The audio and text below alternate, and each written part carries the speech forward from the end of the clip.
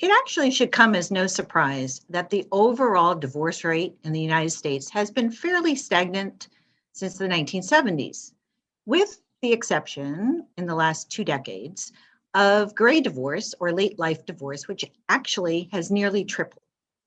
So, why is the divorce rate stagnant? Because I think to a large degree, people are remaining unmarried or getting married much later. And what I'd like to talk about today are prenuptial agreements. I'm Lily Vasileff. I am the president of Wealth Protection Management, and I'm based in Greenwich, Connecticut.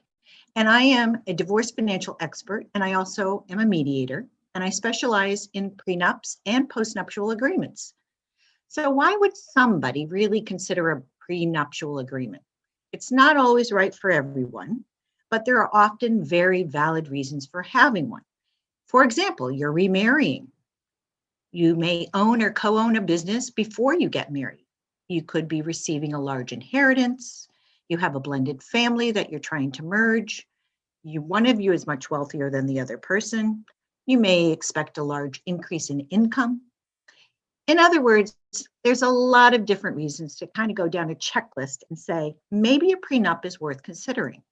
But what I bring to the table, which is very different than an attorney, and whether it's a family law attorney or an estate planning attorney, is the fact that I use prenups as a wonderful tool. And I call it the Prenups for Lovers because there's a great book written by a New York attorney, Arlene Dubin.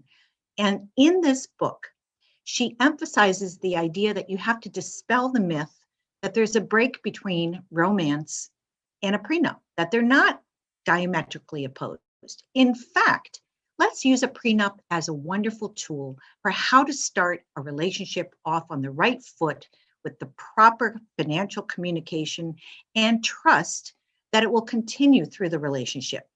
So when I'm engaged in drafting a prenuptial agreement as a financial expert, this is my opportunity to help you stimulate communication and work through compromise and look forward to a long relationship of when, how, where you want to have your goals and achieve them, and make sure that you have checklists that are updated regularly and really have a touchstone for aspiring and achieving those goals. So when you do a prenup and you think about the relationship might end in death or divorce, use it instead as a tool for strengthening a relationship and set the tone for how you're going to enter into constructive dispute resolution throughout your whole marriage, and share your views and your perspectives and your aspirations in a positive way that really impact the trust and the love in your relationship